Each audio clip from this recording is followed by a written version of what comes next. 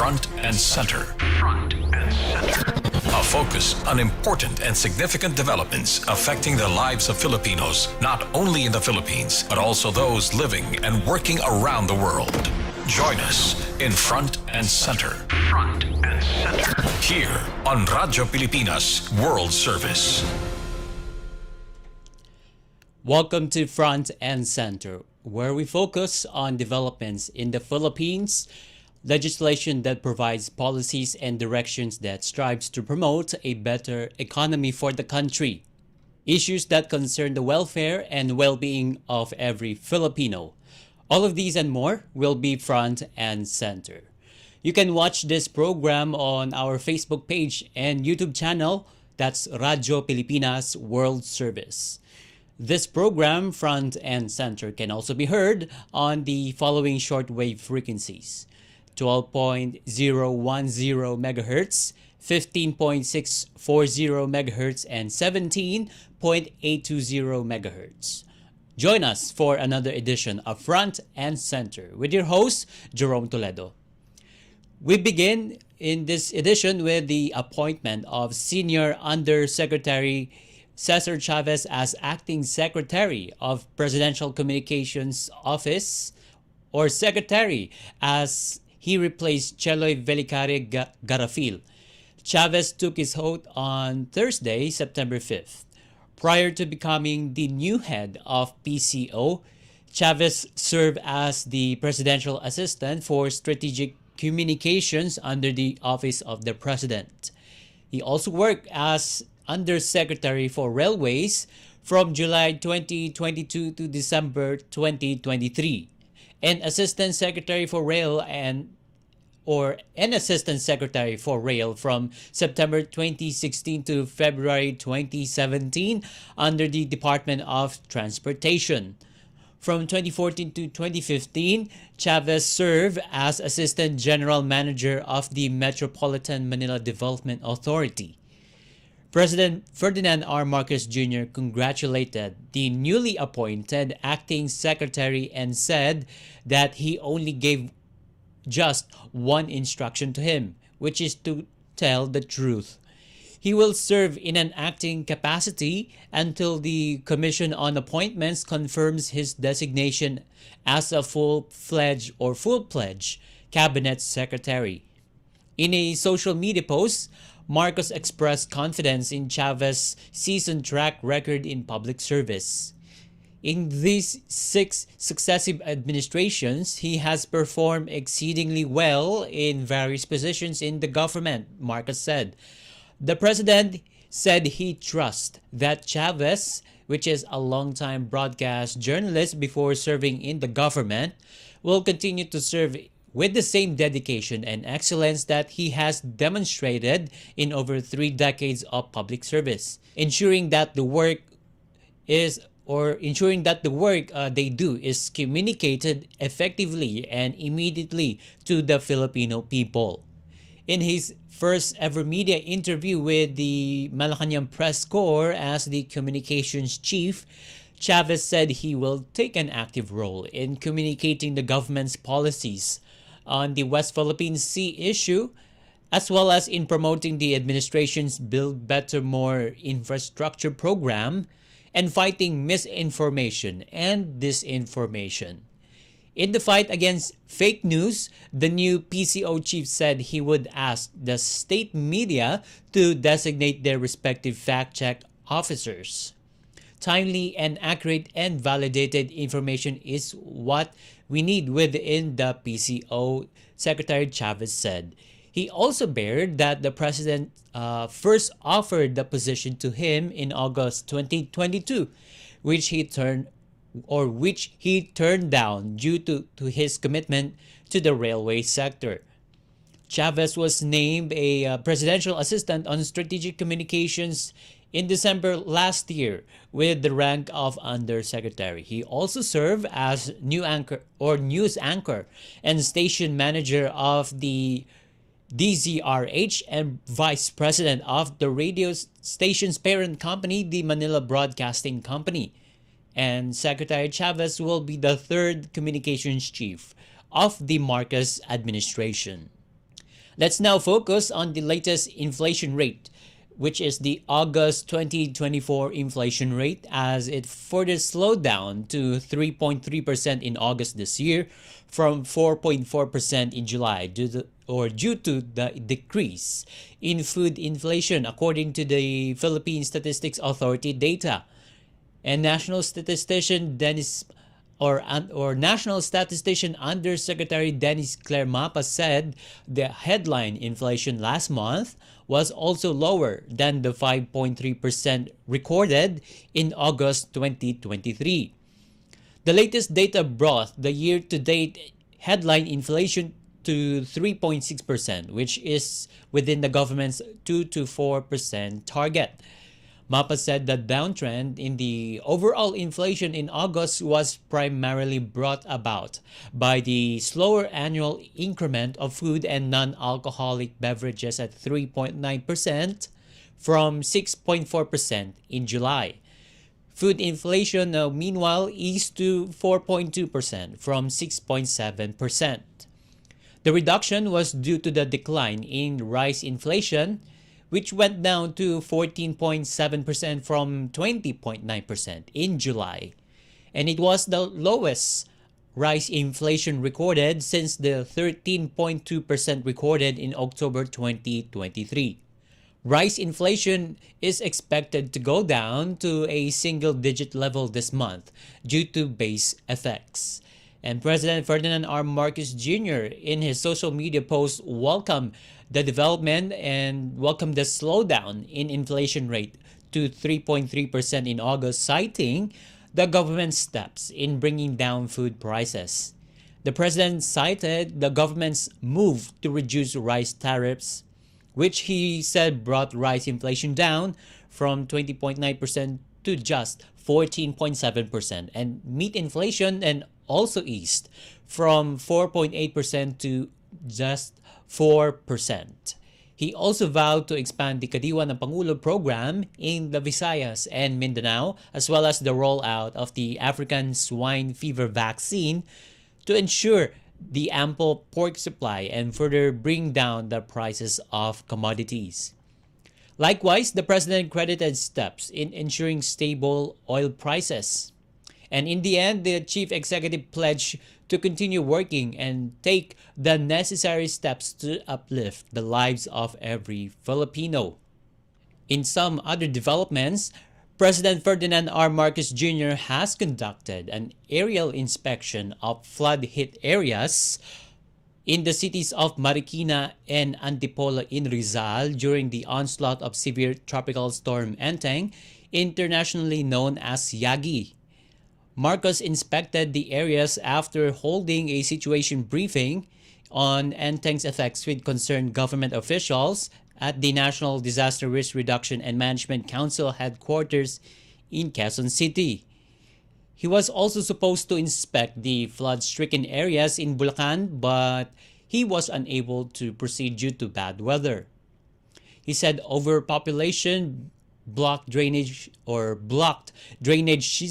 systems, garbage problem, and deforestation triggered the massive floods and landslides in many areas in Luzon.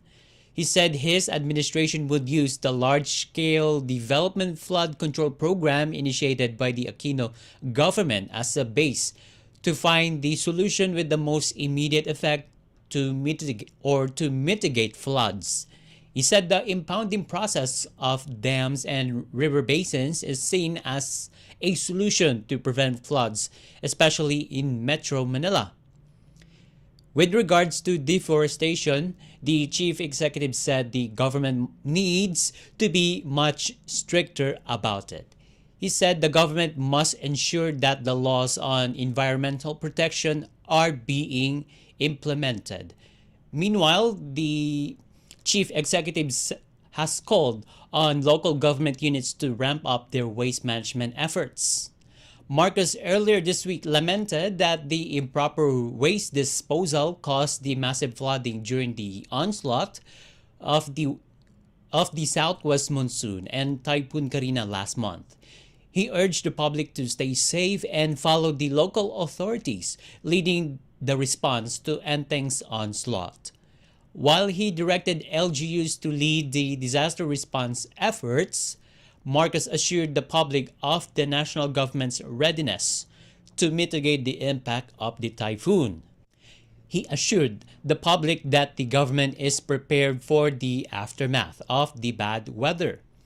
He said the Department of Public Works and Highways are on the ground and have started the clearing operations on the affected national roads.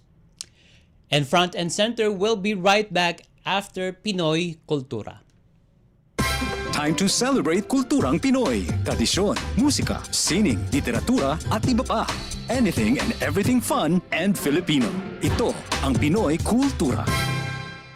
Experts say this, journalists write it, and we promote it. Sadyang malikhay ng Pinoy, yes? You hear that all the time. We merge dishes like sinigang na corned beef. We mash up songs for a laugh like Señorita by Shawn Mendes. I love it when you call me Señorita. Pintig ng puso ko'y para sa'yo. And Lumayo Ka Man Sa Akin by Rodel Naval. And there's the timeless practice of Pinoy parents naming their kids after their meshed names, like Jovelyn or Benjamin. Pero ang isa pang mahilig ko tingtingin ng Pinoy ay language. Mga salitang Tagalog na minerge or completely inimbento, pauso. Street words or slang, made-up words or familiar words with made-up meanings only a Filipino would know. Like praning, anyare, and some that have even made it to the Oxford English Dictionary.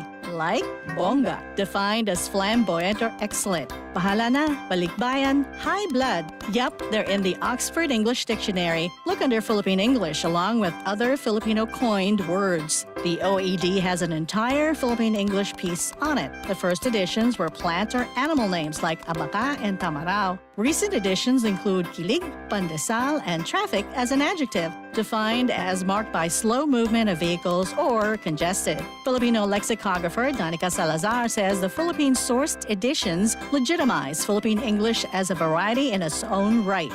The words that got in did so from observed use online in publications and through linguistic studies. It'll be interesting to see what other Filipinized words make it next. What about Keri o Marites? Yan ang Pinoy Kultura because our culture is cool. Serving the Republic of the Philippines for more than 75 years. Ito po ang Presidential Broadcast Service. Welcome back to Front and Center. Meanwhile, in his attendance at the National Peace Consciousness Month and the commemoration of the 28th anniversary of the 1996 final peace agreement with the Moro National Liberation Front, President Ferdinand R. Marcos Jr. has vowed to carry out all signed peace agreements with various rebel groups, not only in Mindanao but throughout the nation, while he underscored his commitment to attaining lasting peace and development in the country. President Marcos said that Filipinos can depend on this administration to implement all signed peace agreements for the security, the inclusive progress, and stability not only in Mindanao but throughout the country. The chief executive pointed out that the peace processes with former revolutionary organizations such as the Moro Islamic Liberation Front, Cordillera Bodong Administration, Cordillera People's Liberation Army, and the Revolutionaryong Partido ng Manggagawa ng Pilipinas, or Revolutionary Proletarian Army, Alex Boncayo Brigade, Tabara Paduano Group, now known as Kapatiran, are now in the advanced stages of implementation. The government is also implementing the transformation program to uplift the socio-economic conditions of MNLF combatants, their families, and communities, President Marcos urging various sectors to continue working closely with all stakeholders in the region towards accountable, transparent, and people-centered governance in the Bangsamoro. The President also encouraged those involved to engage in an open and constructive dialogue with government instrumentalities to discuss the experiences and challenges of the people in Mindanao, to most come up with importantly, responsive where no one policies. lives At the in same peace. time, the President Again, called on the Happy MNLF and National other Peace stakeholders Consciousness in the Month. Mabuhay Bangsamoro tayong lahat. Autonomous Region Mabuhay ang in BARM. Muslim Mabuhay ang Mindanao to MNLF. ensure a Marami pong peaceful, salamat sa inyo. orderly, and Really credible happy that conduct of he the is first Bangsamoro upholding the election legacy of his coming up father, next year. which started The in 1996 final peace agreement 1976. serves The Moro as the National main Liberation policy Front is framework fully for the committed in government upholding to the peace implement that the it has signed with the 1976 government Tripoli of the Agreement. Philippines. It And has more two so with phases: our the observation integration that of the MNLF members into the AFP and PNP, and the implementation of individual and community level interventions to deliver peace dividends.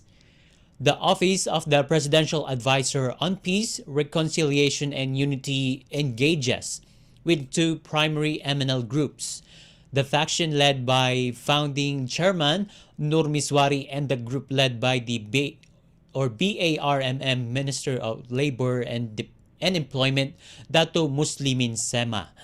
The NPCM, on the other hand, is observed annually to raise awareness and understanding of the comprehensive peace process pursuant to Presidential Proclamation Number 675 Series of 2004.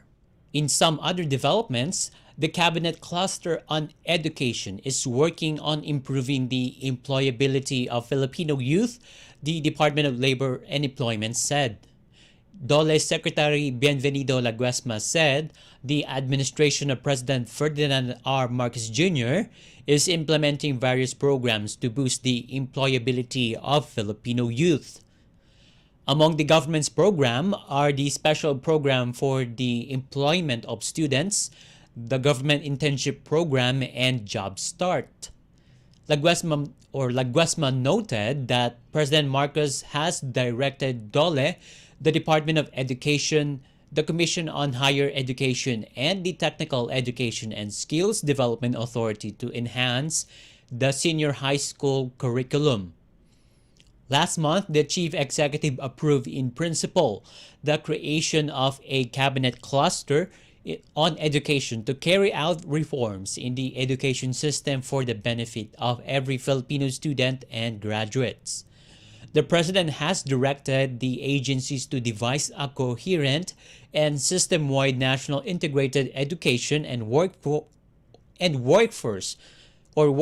development strategy, starting from early childhood education to basic education, senior high school, and beyond. And finally, on our edition, damage to agriculture due to the onslaught of severe tropical storm Enteng, also known as Yagi, has risen to more than 600 million Philippine pesos, according to the Department of Agriculture Disaster Risk Reduction and Management Operations Center. Based on the DADRRM's latest bulletin, the volume loss almost doubled to 28,788 metric tons, worth 659.01 million Philippine pesos, from the 15,205 metric tons volume loss valued at 360.18 million Philippine pesos on September 4. About 27,598 farmers were reportedly affected in Cagayan Valley, Central Luzon, Bicol, Western Visayas, and Eastern Visayas.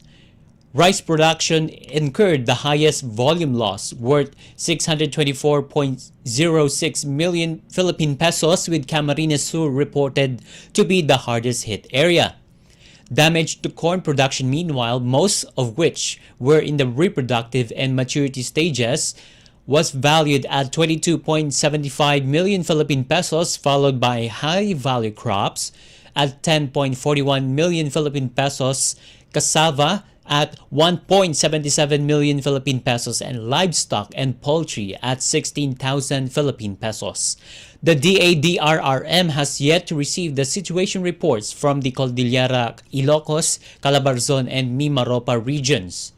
And to date, the available funds are still prepositioned for the distribution of 202.86 million Philippine pesos worth of seeds, biocontrol measures, and farm tools. Up to 25,000 under the Survival and Recovery Loan Program from the Agricultural Credit Policy Council and indemnification funds under the Philippine Crop Insurance Corporation.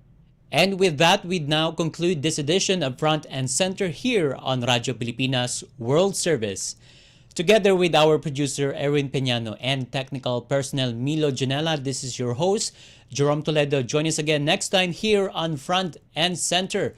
Mabuhay and love the Philippines. You have just heard and watched Front and Center. Front and Center. Join us again for another edition here on Radyo Pilipinas World Service. Front and Center.